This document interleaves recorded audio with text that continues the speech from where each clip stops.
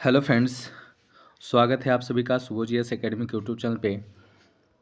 साथियों, आज से मैं एनसीईआरटी बुक से इंडियन पॉलिटी यानी भारतीय राज्य व्यवस्था टॉपिक को स्टार्ट कर रहा हूं और आपको बता देना चाह रहा हूं कि ये जो टॉपिक है यानी कि ये जो क्लास होगा, अगर आप बीपीएससी टीचर या बीपीएससी प्रशासनिक सेवा, बिहार एसएससी यानी बीएसएससी या आप किसी भी एग्ज़ाम का अगर आप प्रिपरेशन कर रहे हैं तो एक ना एक प्रश्न यहाँ से आपको देखने के लिए मिलेगा।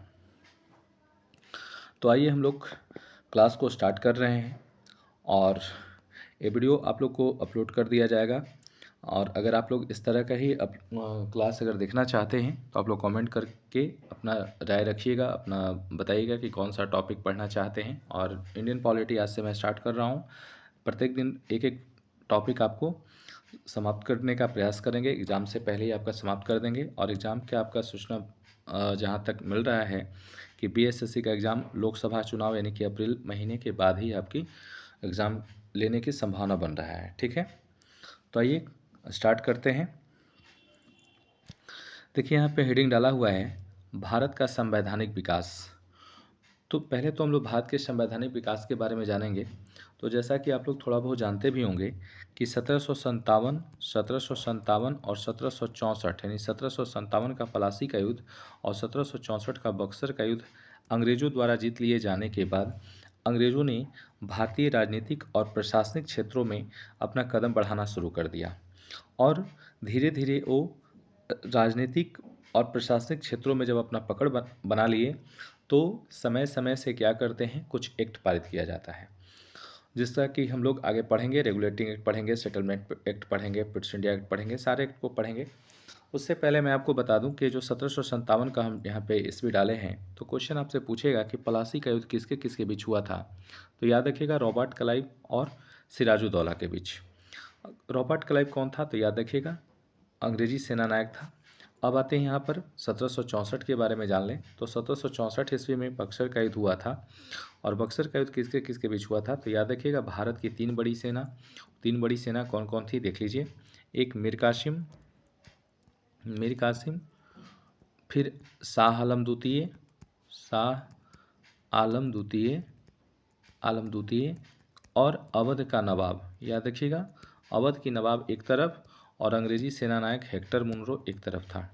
ठीक है, हेक्टर मुनरो यानी हेक्टर मुनरो और भारत की तीन बड़ी सेना के बीच युद्ध होता है। बक्सर का युद्ध होता है 1764 ईस्वी में। ऐसे भारत की तीन बड़ी सेना का हार हो जाता है।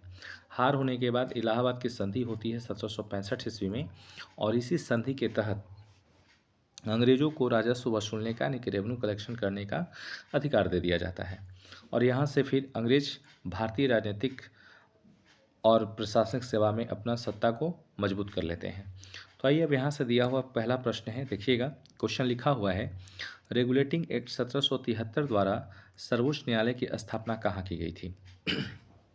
तो याद रखिएगा रेगुलेटिंग एक्ट 1773 में लागू किया जाता है और इस एक्ट के द्वारा, याद रखिएगा इस एक्ट के द्वारा या इस एक्ट के तहत कलकत्ता में भारत का प्रथम सुप्रीम कोर्ट 1774 ईस्वी में खोला जाता है। अगर आपसे क्वेश्चन पूछेगा कि इस सुप्रीम कोर्ट के प्रथम मुख्य न्यायाधीश कौन थे, तो याद रखिएगा एलिजा इम्पे थे। कौन थे? Elijah Impey. अब बात करते हैं 1773 के रेगुलेटिंग एक्ट में और क्या परिवर्तन हुआ था। तो याद रखिएगा 1773 ईस्वी से पहले बंगाल में गवर्नर होते थे और 1773 ईस्वी का जब रेगुलेटिंग एक्ट जारी किया जाता है तो इस एक्ट के द्वारा क्या किया जाता है कि बंगाल के गवर्नर को बंगाल का गवर्नर जनरल पद दे दिया जाता है। तो ये भी आपके लिए एक इम्पॉर्टेंट क्वेश्चन बन करके सामने आया। नेक्स्ट आपका क्वेश्चन दिया हुआ है भारतीयों को भारत के प्रशासन में भाग लेने का अधिकार किस अधिनियम के द्वारा प्राप्त हुआ। याद रखिएगा वीवीआई प्रश्न है, इस सारे क्वेश्चन को इग्नोर नहीं कीजिएगा। तो क्वेश्चन कह रहा है कि भारतीयों को भारत के प्रशासन में भाग लेने का अधिकार किस अधिनियम के द्वारा प्राप्त हुआ। याद रखेंगे चार्टर एक्ट 1833 के द्वारा। चार्टर एक्ट 1833 में और क्या क्या फैसला हुआ, तो याद रखिएगा इस अधिनियम के द्वारा यानी चार्टर एक्ट 1833 के द्वारा बंगाल के जो गवर्नर जनरल थे उनको भारत का गवर्नर जनरल पद दे दिया गया। तो अगर आपसे क्वेश्चन पूछे कि बंगाल के गवर्नर जनरल को किस अधिनियम के द्वारा भारत का गवर्नर जनरल कहा जाने लगा? तो याद रखिएगा 1833 के चार्टर एक्ट के द्वारा। और याद रखेंगे इसी समय यानी इसी एक्ट के तहत भारत में दास प्रथा को समाप्त कर दिया गया है। याद रखिएगा दास प्रथा को विधि के विरुद्ध यानी कि कानून के विरुद्ध घोषित कर दिया गया था। भारतीय विधान परिषदों को बजट पर बहस करने की शक्ति किस अधिनियम के द्वारा प्राप्त हुई? याद रखिएगा भारत शासन या भारत परिषद अधिनियम 1892 के द्वारा। याद रखिएगा भारत परिषद अधिनियम 1892 के द्वारा भारतीय विधान परिषदों को बजट पर बहस करने की शक्ति दी गई थी या प्रश्न पूछने की शक्ति दी गई थी। केंद्रीय विधानमंडल सर्वप्रथम किस अधिनियम के द्वारा द्विसदनीय बनाया गया? भी एक क्वेश्चन है, याद रखिएगा। क्वेश्चन कह रहा है कि केंद्रीय विधानमंडल सर्वप्रथम किस अधिनियम के द्वारा द्विसदनीय बनाया गया? तो याद रखिएगा 1919 के भारत शासन अधिनियम के द्वारा। और इस अधिनियम को मॉन्टेग्यू चेम्सफोर्ड कहा जाता है। याद रखेंगे इस अधिनियम को क्या कहते हैं? मॉन्टेग्यू चेम्सफोर्ड कहते हैं। और चेम्सफोर्ड कौन थे? याद रखिएगा चेम्सफोर्ड उस समय भारत के वायसराय थे। तो ये भी आपसे क्वेश्चन पूछा जाता है। एक और आप लोग को जानकारी दे दें, अगर आप लोग मॉडर्न हिस्ट्री एनसीईआरटी बुक का पूरा कंप्लीट पढ़ना चाहते हैं तो आप सुबोध जीएस एकेडमी के यूट्यूब चैनल पे जाइएगा और लाइव में जाकर के देखेंगे सारा आपका एनसीईआरटी का बुक का मॉडर्न हिस्ट्री चैप्टर वहाँ पे पढ़ाया गया है। लूसेंट बुक को पढ़ाया गया है, आपको सारा मिल जाएगा। ठीक है, तो आइए क्वेश्चन पे आते हैं। कह रहा है कि केंद्रीय विधानमंडल सर्वप्रथम किस अधिनियम के द्वारा द्विसदनीय बनाया गया? तो याद रखिएगा 1919 के भारत शासन अधिनियम के द्वारा केंद्रीय विधानसभा को द्विसदनीय बनाया जाता है। नेक्स्ट पॉइंट कह रहा है भारत के राष्ट्रपति को अध्यादेश यानी कि अध्यादेश जारी करने की शक्ति मूलतः किस अधिनियम से प्रेरित है? याद रखिएगा भारत शासन अधिनियम 1935 के द्वारा। अब ये 1935 का जो अधिनियम है क्यों इम्पोर्टेंट है इसके बारे में हम लोग जानेंगे। तो भारतीय शासन अधिनियम 1935 के द्वारा तो पहला तो आप यहाँ पे क्वेश्चन देख रहे हैं कि भारत के राष्ट्रपति को अध्यादेश जारी करने की शक्ति दी गई। वहीं अगर हम दूसरा बात करें तो इसके तहत आरबीआई का भी स्थापना किया जाता है, यानी रिजर्व बैंक ऑफ इंडिया का स्थापना अगर आपसे पूछे कि किस अधिनियम के द्वारा हुआ तो आरबीआई का स्थापना जो है 1935 के भारत शासन अधिनियम के द्वारा किया जाता है। वहीं क्या होता है कि प्रांतों से द्वैत शासन जो 1919 में जो प्रांतों में द्वैत शासन लागू किया गया था तो प्रांतों से द्वैत शासन को समाप्त करके और इस अधिनियम के द्वारा यानी कि 1935 के अधिनियम के द्वारा केंद्रों में लागू कर दिया जाता है। अब आइए हम लोग यहाँ पे देखेंगे टेबल में दिया हुआ है भारत का संवैधानिक विकास, यानी कि एक साइड आप देख रहे हैं ईस्ट इंडिया कंपनी के अंतर्गत और दूसरी ओर है ब्रिटिश क्राउन के अंतर्गत। तो पहले हम लोग पढ़ेंगे ईस्ट इंडिया कंपनी के अंतर्गत भारत का जो संवैधानिक विकास हुआ इसके बारे में हम लोग जानेंगे। तो देखिए आपका पहला पॉइंट दिया हुआ है रेगुलेटिंग एक्ट 1773। तो क्वेश्चन आपसे पूछेगा कि रेगुलेटिंग एक्ट कब जारी हुआ? याद रखिएगा 1773 में रेगुलेटिंग एक्ट जारी होता है और 1781 में सेटलमेंट एक्ट जारी होता है। अगर आपसे क्वेश्चन पूछे कि सेटलमेंट एक्ट क्यों लागू किया गया तो रेगुलेटिंग एक्ट की कमी को दूर करने के लिए सेटलमेंट एक्ट 1781 में लागू किया जाता है। इसके बाद आप दूसरा देख रहे होंगे पिट्स इंडिया एक्ट 1784। तो याद रखिएगा पिट्स इंडिया एक्ट 1784 के द्वारा क्या होता है तो कंपनी के कार्यों को दो भागों में बांट दिया जाता है। पहला बोर्ड ऑफ डायरेक्टर, दूसरा board of controller. Board of director में अगर आपसे सवाल पूछे कि बोर्ड ऑफ डायरेक्टर में क्या रखा जाता था तो कंपनी के राजनीतिक मामलों को बोर्ड ऑफ डायरेक्टर में रख दिया गया था और कंपनी के राजनीतिक मामलों को बोर्ड ऑफ कंट्रोलर में रख दिया गया था और ये सब सारे पिट्स इंडिया एक्ट के तहत ही हुए थे। नेक्स्ट आपका है चार्टर एक्ट 1793। अगर आपसे क्वेश्चन पूछे कि पहला चार्टर एक्ट कौन सा था तो याद रखिएगा 1793 में पहला चार्टर लागू होता है। उसके बाद चार्टर एक्ट 1813 याद रखिएगा, इसमें इंपॉर्टेंट क्वेश्चन मैं आपको बता रहा हूँ, याद रखेंगे 1813 के चार्टर से। पहला तो आपको ये याद रखना है कि इस एक्ट के द्वारा भारतीयों के शिक्षा के प्रति प्रत्येक वर्ष 1 लाख रुपए खर्च करने का प्रावधान लाया गया। तो अगर आपसे क्वेश्चन पूछे कि किस एक्ट के द्वारा भारतीयों के शिक्षा के प्रति 1 लाख रुपए खर्च करने का प्रावधान लाया गया तो चार्टर एक्ट 1813। ठीक है, उसके बाद याद रखेंगे कंपनी के कार्यों को 20 वर्षों के लिए बढ़ा दिया जाता है, ये भी इस एक्ट में आपको पढ़ने के लिए मिलेगा। इसके बाद चार्टर एक्ट 1833 याद रखिएगा, इस एक्ट के तहत क्या होता है तो याद रखेंगे बंगाल के गवर्नर जनरल को भारत का गवर्नर जनरल कहा जाने लगा। ये इम्पॉर्टेंट यहाँ का एक पॉइंट है, याद रखेंगे। इसके बाद आपका है चार्टर एक्ट 1853 और 1853 के बाद 1857 में 1857 की क्रांति होने के कारण फिर क्या होता है कि कंपनी का शासन जो है समाप्त करके और क्राउन के हाथों में दे दिया जाता है। ठीक है, तो आइए अब हम लोग क्राउन के शासन के बारे में पढ़ेंगे। देखिए हेडिंग डाला हुआ है ब्रिटिश क्राउन के अंतर्गत। तो ब्रिटिश क्राउन के अंतर्गत जो जो अधिनियम पारित किए गए उसके बारे में पढ़ेंगे। पहला है भारत शासन अधिनियम 1858, याद रखिएगा। तो क्वेश्चन आपसे अगर पूछेगा कि ब्रिटिश क्राउन के द्वारा पहला अधिनियम कौन सा लागू किया गया, तो याद रखिएगा भारत शासन अधिनियम 1858। इसके बाद आपका दूसरा है भारत परिषद 1861। तीसरा याद रखिएगा भारत परिषद अधिनियम 1892, एक काफ़ी इंपॉर्टेंट है। क्यों इंपॉर्टेंट है जान लीजिए। इस अधिनियम के द्वारा क्या होता है, तो विधान परिषदों को पहली बार बजट पे प्रश्न पूछने या बहस करने की अधिकार दी गई थी। तो क्वेश्चन अगर आपसे पूछे कि भारतीयों को पहली बार बजट पे प्रश्न पूछने का अधिकार किस अधिनियम के द्वारा दिया गया, तो 1892 का भारत परिषद अधिनियम के द्वारा। उसके बाद आपका है भारत परिषद अधिनियम 1909। देखिए इस अधिनियम को मार्ले मिंटो सुधार के नाम से जाना जाता है। मार्ले मिंटो सुधार के नाम से जाना जाता है, याद रखिएगा। इस समय 1909 में मिंटो जो थे भारत के वायसराय थे और मार्ले भारत के राज्य सचिव थे। अब इसमें क्या होता है, तो याद रखिएगा पहली बार इसमें पृथक निर्वाचन पद्धति को लागू किया जाता है और इसी अधिनियम के द्वारा पहली बार मुस्लिम मतदाताओं को वोटिंग करने का अधिकार दिया गया था। तो आपको ये याद रखना है। नेक्स्ट आपका है भारत शासन अधिनियम 1919। देखिए इस अधिनियम को मॉन्टेगू चेम्सफोर्ड कहा जाता है और इसके तहत क्या होता है, तो प्रांतों में द्वैध शासन को लागू किया जाता है, ये इंपॉर्टेंट रखना है। और पहली बार राज्यसभा और लोकसभा के सीटें का गठन, अगर आपसे पूछते कि पहली बार राज्यसभा लोकसभा की सीट का गठन किस अधिनियम के द्वारा हुआ, तो भारत शासन अधिनियम के द्वारा हुआ। उसके बाद आपका है भारत शासन अधिनियम 1935, ये भी वीवीआई है, याद रखिएगा। इसके द्वारा क्या होता है, तो अंग्रेजों की तरफ से भारतीयों को 321 अनुच्छेद और 10 अनुसूची दिया जाता है। और ये 321 में जब भारतीय संविधान जब लिखा जाने लगा तो 250 आर्टिकल इन 250 अनुच्छेद सेम टू उतार दिया गया है। और इस अधिनियम को पंडित जवाहरलाल नेहरू जी कहे थे कि यह एक ऐसी कार है जिसकी पहिया तो है परंतु इंजन ही फेल है या ब्रेक ही फेल है।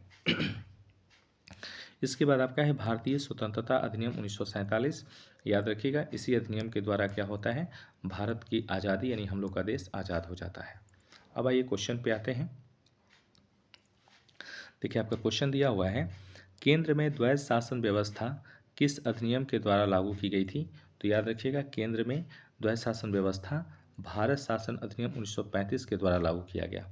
और इससे पहले जो है प्रांतों में द्वैध शासन व्यवस्था लागू थी और वो किस अधिनियम के तहत था, तो याद रखेंगे 1919 के मॉन्टेगू चेम्सफोर्ड सुधार के तहत था।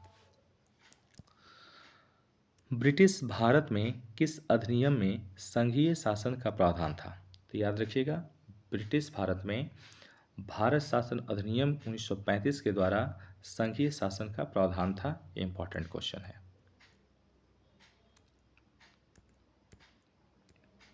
आइए नेक्स्ट पॉइंट पे आते हैं।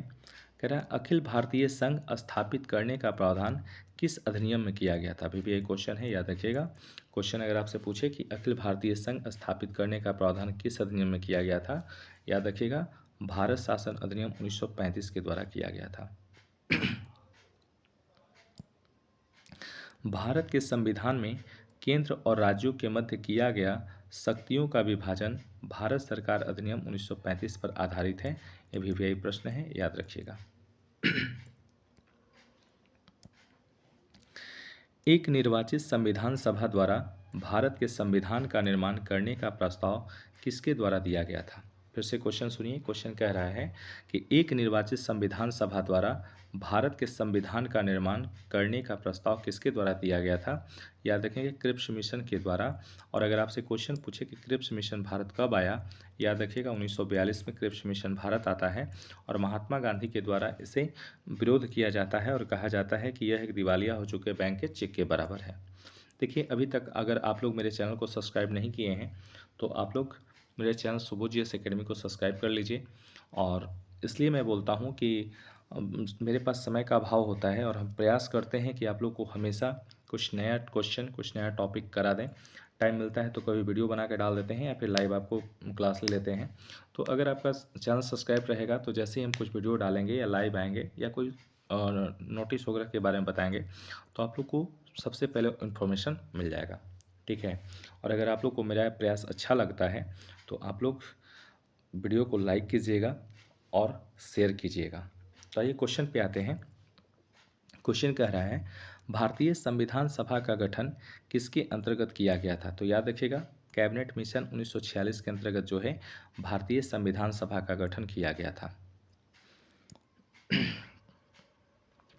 कैबिनेट मिशन द्वारा प्रस्तुत योजना के अनुसार संविधान सभा में प्रांतों से प्रतिनिधियों का निर्वाचन किस अनुपात में किया गया था। पीपीआई क्वेश्चन है, फिर से एक बार क्वेश्चन पढ़ रहे हैं, सुनिएगा। क्वेश्चन कह रहा है कि कैबिनेट मिशन द्वारा प्रस्तुत योजना के अनुसार संविधान सभा में प्रांतों से प्रतिनिधियों का निर्वाचन किस अनुपात में किया गया था। तो याद रखेंगे 10 लाख की जनसंख्या पर एक सदस्य।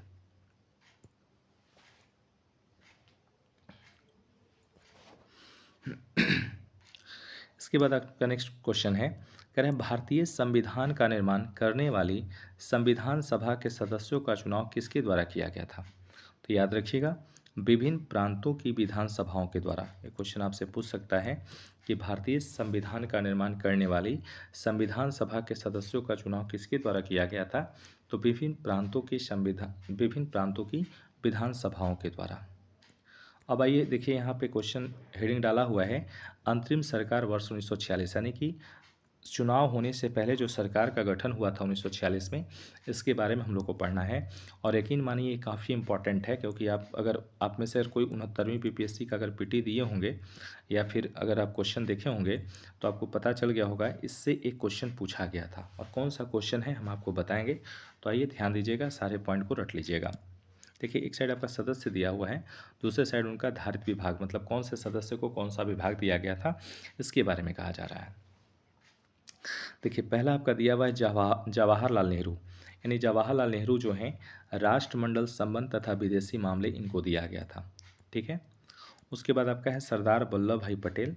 तो सरदार वल्लभ भाई पटेल को गृह सूचना एवं प्रसारण विभाग दिया गया था। तो क्वेश्चन आपसे पूछेगा कि अंतरिम सरकार में गृह सूचना एवं प्रसारण मंत्री कौन थे। याद रखिएगा सरदार वल्लभ भाई पटेल। उसके बाद अगर आपसे क्वेश्चन पूछें कि अंतरिम सरकार में खाद्य एवं कृषि मंत्री कौन थे। याद रखिएगा डॉक्टर राजेंद्र प्रसाद। फिर है उद्योग एवं नागरिक आपूर्ति कौन थे। याद रखिएगा उद्योग एवं नागरिक आपूर्ति मंत्री कौन थे। तो जॉन मथाई। इसके बाद देखिए श्रम जो है यही आपका 69 बीपीएससी में पूछा गया था पीटी में, याद रखिएगा। तो अगर आपसे क्वेश्चन पूछे कि अंतरिम सरकार में श्रम मंत्रालय किनके हाथों में था। तो जगजीवन राम।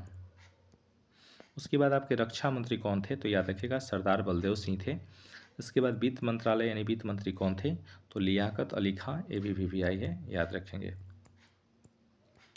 फिर आपका है शिक्षा एवं कला। तो याद रखिएगा शिक्षा एवं कला यानी शिक्षा मंत्री कौन थे। तो सी राजगोपालाचारी जो हैं शिक्षा मंत्री थे।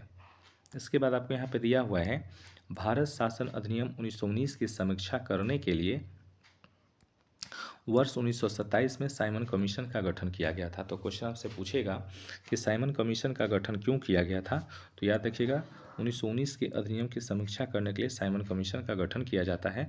और साइमन कमीशन का विरोध अगर आपसे पूछे कि किसके नेतृत्व में किया गया था। तो याद रखिएगा लाला लाजपत राय के नेतृत्व में जो है साइमन कमीशन का विरोध किया गया था। इसके बाद आपका क्वेश्चन है भारत की संविधान सभा की पहली बैठक कब हुई।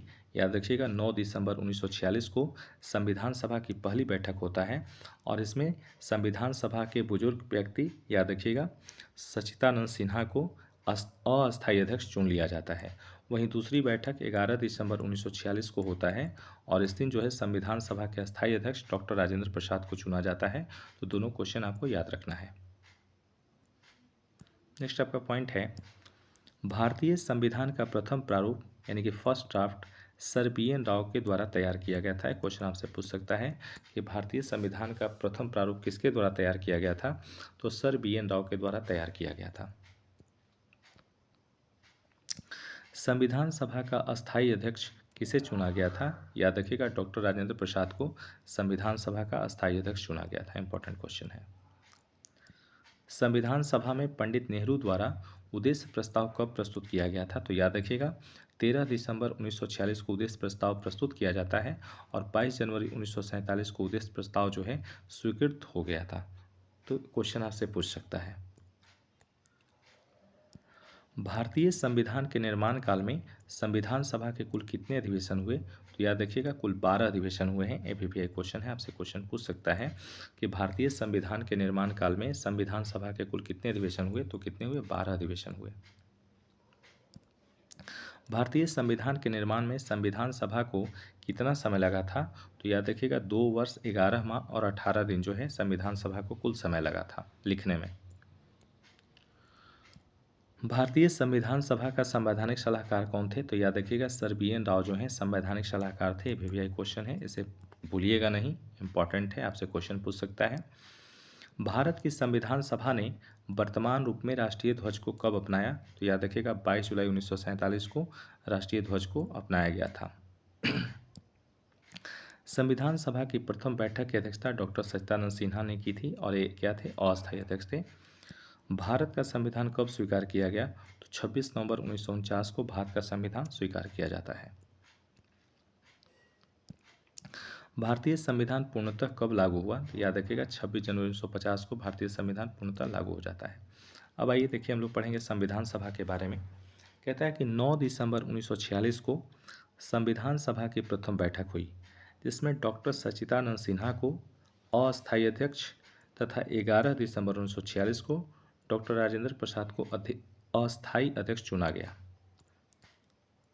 संविधान निर्माण का प्रारंभ 13 दिसंबर 1946 को पंडित जवाहरलाल नेहरू द्वारा प्रस्तुत उद्देश्य प्रस्ताव से हुआ जिसे 22 जनवरी 1947 को सर्वसम्मति से स्वीकार कर लिया गया। 26 जनवरी 1949 को भारतीय संविधान अंगीकृत किया गया जबकि 26 जनवरी 1950 को इसे पूर्णतः लागू किया गया।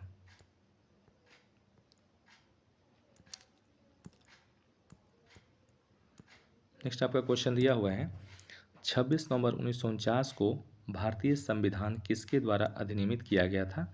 तो याद रखिएगा संविधान सभा के द्वारा जो है अंगीकृत किया गया था, नहीं कि अपनाया गया था। जन गण मन को भारत के राष्ट्रगान के रूप में कब अपनाया गया?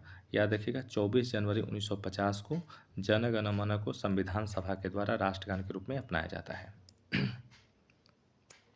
आप लोग कमेंट करके बताइएगा जन गण मन के रचयिता कौन है? क्वेश्चन आप लोग से मैं पूछ रहा हूँ, कमेंट करके आप लोग बताएंगे कि जन गण मन के रचयिता कौन है।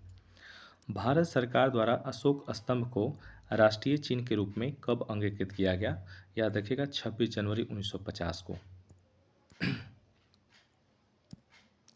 संविधान सभा की सलाहकार समिति के अध्यक्ष सरदार वल्लभ भाई पटेल थे। VVI क्वेश्चन है, आपसे क्वेश्चन पूछेगा कि संविधान सभा की सलाहकार समिति के अध्यक्ष कौन थे? तो सरदार वल्लभ भाई पटेल थे। संविधान सभा की झंडा समिति के अध्यक्ष कौन थे? याद रखेंगे डॉक्टर राजेंद्र प्रसाद। ये इंपॉर्टेंट है। झंडा समिति के अध्यक्ष कौन थे? याद रखिएगा डॉक्टर राजेंद्र प्रसाद थे। अब आइए हम लोग प्रमुख समितियां एवं उनके अध्यक्ष के बारे में पढ़ेंगे। यहाँ से भी क्वेश्चन आपके एग्जाम में देखने के लिए मिलेगा। तो अगर आपसे क्वेश्चन पूछे कि संघ शक्ति समिति के अध्यक्ष कौन थे? याद रखिएगा पंडित जवाहरलाल नेहरू संघ शक्ति समिति के अध्यक्ष थे। अगर आपसे क्वेश्चन पूछे संघीय संविधान समिति के अध्यक्ष कौन थे? याद रखिएगा पंडित जवाहरलाल नेहरू जो हैं संघीय संविधान समिति और संघ समिति दोनों के अध्यक्ष थे। प्रांतीय संविधान समिति के अध्यक्ष अगर आपसे पूछे तो याद रखिएगा सरदार वल्लभ भाई पटेल जो हैं प्रांतीय संविधान समिति के अध्यक्ष थे। प्रारूप समिति VVI क्वेश्चन है, याद रखिएगा प्रारूप समिति के अगर आपसे अध्यक्ष पूछेगा तो याद रखिएगा डॉक्टर भीमराव अंबेडकर जो है प्रारूप समिति के अध्यक्ष थे। और अगर आपसे क्वेश्चन पूछे कि प्रारूप समिति में कुल कितने अध्यक्ष थे, कुल कितने सदस्य थे, तो याद रखिएगा कुल 7 सदस्य थे, यानी कि एक अध्यक्ष थे डॉक्टर भीमराव अम्बेडकर और 6 और अन्य सदस्य थे। ये इंपॉर्टेंट है। मौलिक अधिकारों एवं अल्पसंख्यकों संबंधी परामर्श समिति के अध्यक्ष कौन थे? याद रखिएगा सरदार वल्लभ भाई पटेल। प्रक्रिया नियम समिति के अध्यक्ष कौन थे? याद रखेंगे डॉक्टर राजेंद्र प्रसाद जो हैं प्रक्रिया नियम समिति के अध्यक्ष थे। इंपॉर्टेंट है। राज्यों के लिए समिति के अध्यक्ष कौन थे? याद रखिएगा पंडित जवाहरलाल नेहरू जो हैं राज्यों के लिए समिति के अध्यक्ष थे। उसके बाद आपका है संचालन समिति के अध्यक्ष कौन थे? अगर आप पूछेगा तो याद रखिएगा डॉक्टर राजेंद्र प्रसाद। ये VVI क्वेश्चन है। नेक्स्ट आपका पॉइंट है, संविधान सभा के कार्यों से संबंधित समिति के अध्यक्ष कौन थे? याद रखिएगा जीवी मावलंकर। ये भी एक क्वेश्चन है, तो आपसे क्वेश्चन अगर पूछेगा कि संविधान सभा के कार्यों से संबंधित समिति के अध्यक्ष कौन थे, तो जीवी Mavalankar. Doctor B are Ambedkar की अध्यक्षता में संविधान सभा की प्रारूप समिति में 6 अन्य सदस्य थे।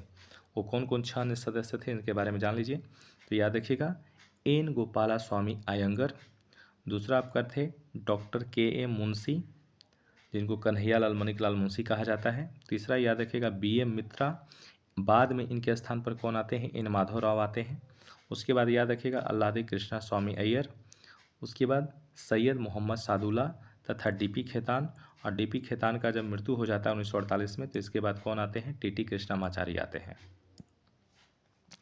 संविधान सभा ने डॉक्टर बी आर अम्बेडकर की अध्यक्षता में प्रारूप समिति का गठन कब किया था? तो याद रखिएगा 29 अगस्त 1947 को प्रारूप समिति का गठन किया गया। और अगर आपसे क्वेश्चन पूछे कि क्यों किया गया था, तो याद रखिएगा संविधान सभा में विचार विमर्श के लिए प्रारूप समिति का गठन किया गया था। डॉक्टर बी आर अम्बेडकर का संविधान सभा में निर्वाचन किस प्रेसिडेंसी से हुआ था? तो याद रखिएगा पहली बार जो है बम्बई प्रेसिडेंसी से निर्वाचन हुआ 1947 से 50। और ठीक है, देखिए सॉरी क्षमा कीजिएगा, क्वेश्चन कुछ और पूछ रहा है। क्वेश्चन कह रहा है कि डॉक्टर बी आर अम्बेडकर का संविधान सभा में निर्वाचन किस प्रेसिडेंसी से हुआ था? तो याद रखिएगा बम्बई प्रेसिडेंसी से हुआ था 1947 से 50 के बीच। और पहले बंगाल प्रेसिडेंसी से इनकी 1946 से 47 में इनका जो है निर्वाचन हुआ था। ठीक है, आइए इस चैप्टर का लास्ट क्वेश्चन है।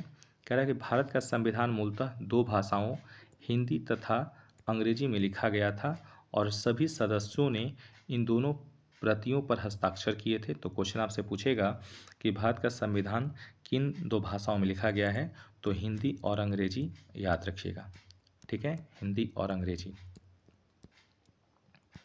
हिंदी और अंग्रेजी भाषाओं में जो है लिखा गया था। तो इस चैप्टर से जितने भी आपका इम्पॉर्टेंट क्वेश्चन था, यानी कि भारत का संवैधानिक विकास से जितना भी आपका इम्पॉर्टेंट आपका क्वेश्चन था, सबको मैं एक ही वीडियो में करा दिया हूं। और आपका ये पहला चैप्टर है, भारतीय राज्य व्यवस्था का पहला चैप्टर है। तो उम्मीद करता हूं कि आप लोग को सारा प्रश्न अच्छे से समझ में आ गया होगा। अब आप लोग की ये जिम्मेवारी है कि आप लोग इसको याद कर लेंगे। अगर आप नोट बनाना चाहते हैं तो नोट बना लीजिए, नहीं तो वीडियो को 2 से 3 बार देख लीजिएगा, याद हो जाएगा। और आप लोग को ये मेरा प्रयास कैसा लगा, आप लोग कमेंट करके अपना राय ज़रूर दीजिएगा। तो चलिए यहीं पे सेशन को समाप्त करते हैं। कल फिर हम आपके बीच एक नया क्लास लेकर के या तो लाइव आएंगे या फिर आपको हम वीडियो डाल देंगे।